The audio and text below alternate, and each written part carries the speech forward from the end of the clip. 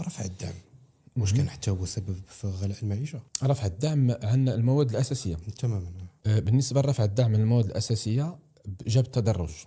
رفع الدعم على البترول جاء في الأخر ديال حكومة بن كيران، وجاب التوازي مع إعلان إفلاس لاسامير في 2015 شهر 8.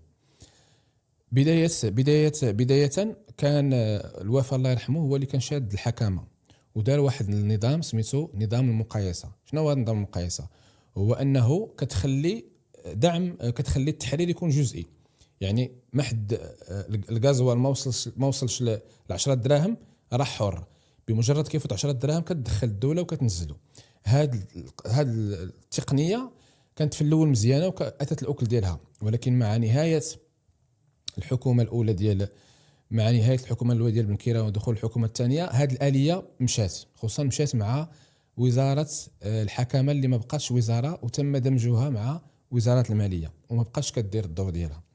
من بعد جاء بن كيران في ذاك البلوكاج المشهور ديال 2016 2017 قال الأخ نوش أنا بغيت نحيد الدعم على الغاز وبغيت نعطي دعم مباشر للمواطنين. وراه مشهور عنده واحد القولة أنه قال لهم أنا مستعد إلى حيدت الدعم على الغاز نعطي لعباد الله بوطة لواحد فابور، كل أسرة بوطة لواحد، والدولة غتبقى رابحة. أخنوش من بين الأمور اللي تم التسويق لها على أنها من أسباب البلوكاج هو أنه أخنوش رفض هاد جوج ديال الخطوات. علاش؟ لأن هاد جوج ديال الخطوات سياسيا كانوا غيكسبوا بن كيران واحد الشعبية كبيرة، خصوصا الدعم المباشر، لأن الدعم المباشر الناس غادي ينسبوه ليه، وبالتالي الشعبيه ديالته غادي ترتفع كما تنسب ليه دعم الارامل، كما تنسب ليه الرفع من الزياده ديال لابورس ديال الطلبه والطالبات الى غير ذلك. دونك سياسيا ما بغيناش هذا الدعم هذا يصب في صالح سياسي، ولو سياسي بين قوسين يصنف انه اسلامي. من نجد هذه الحكومه هذه رفعت الدعم على تدريجيا، زادت 10 دراهم على البوطة، وقدمت الدعم المباشر.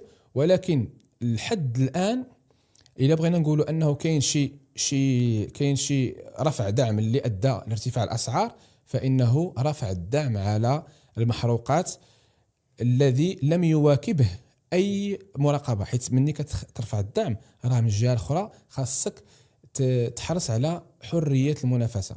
حنا حرية المنافسة ما كايناش عندنا في مجال المحروقات، والدليل هو التقرير اللي خرج في 2021 ديال مجلس المنافسة، واللي حمل 7 ديال الشركات كبرى في المحروقات، من بينها شركات أفريقيا المملوكة في أغلبها لعزيز أخنوش، حملها مسؤولية يعني التوافق على الأسعار.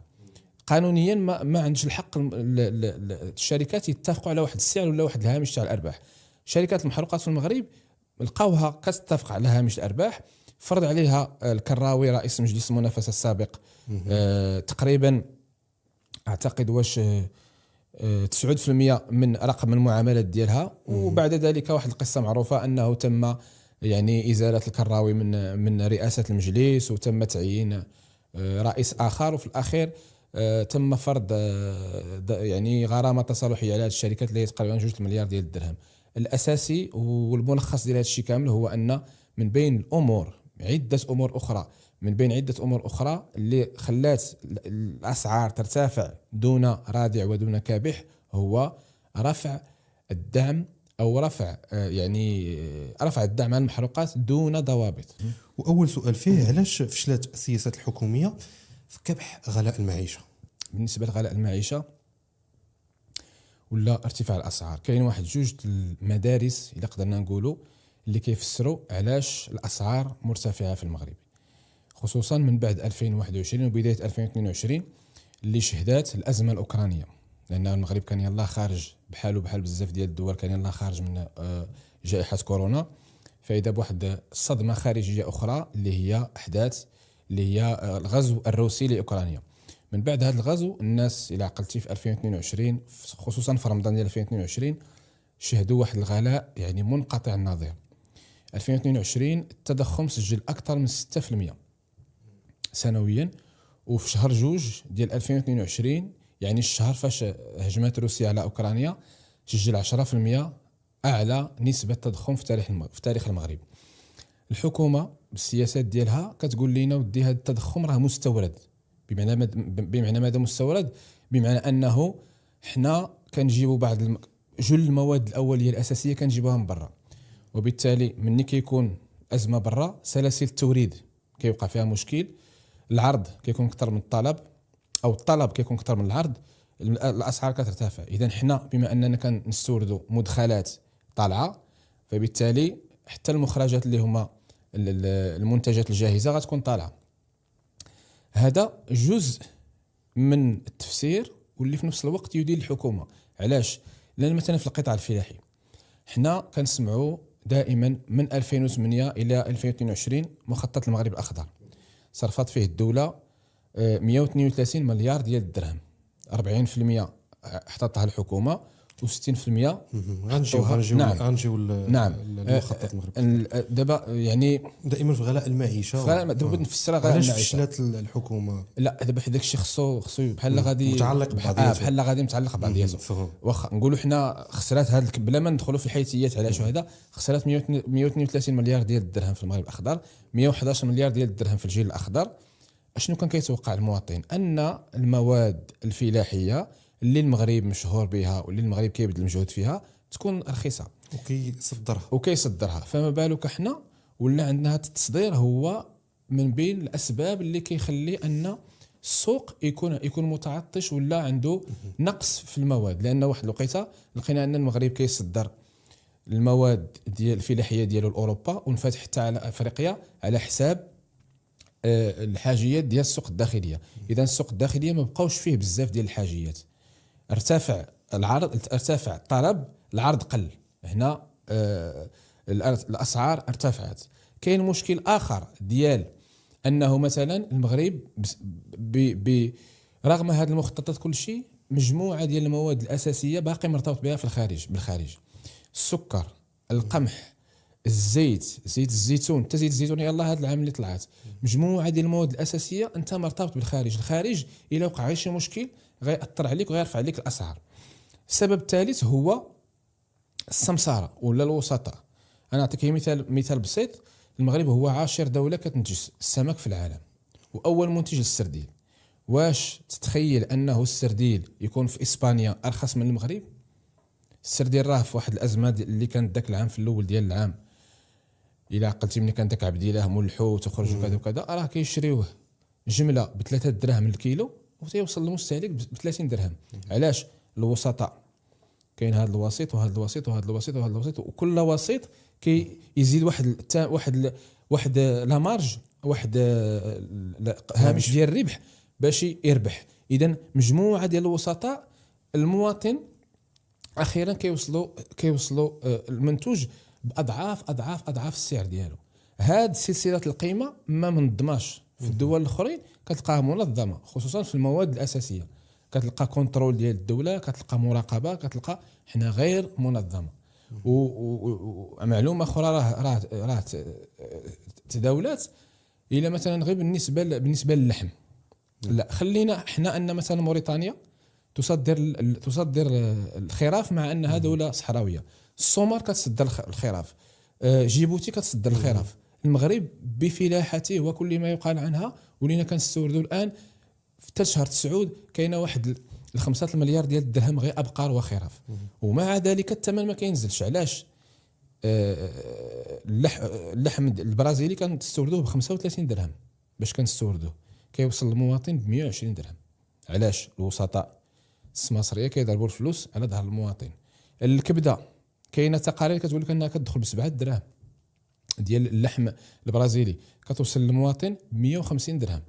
هادو راه تقارير رسميه وتقارير ديال البرلماني، تصريحات ديال البرلمانيين ومعطيات ديال مكتب الصرف اللي كتقول لنا انه المشكل ديال ارتفاع الاسعار بنيوي وجاينا من الداخل، والادهى والامر انه في تصاعد، لانه العقليه المسيطره على صاحب القرار الحكومي حاليا هو السهله البارده. شنو هي السهله؟